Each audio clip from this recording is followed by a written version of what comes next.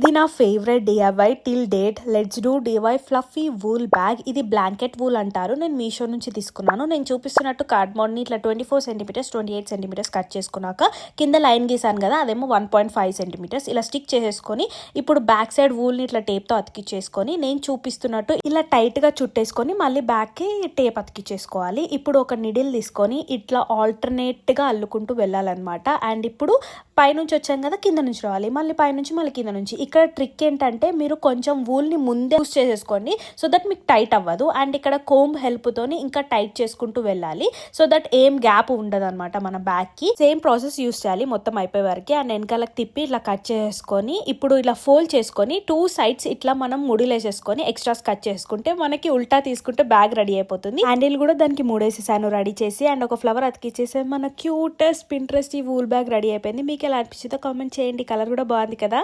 Bye.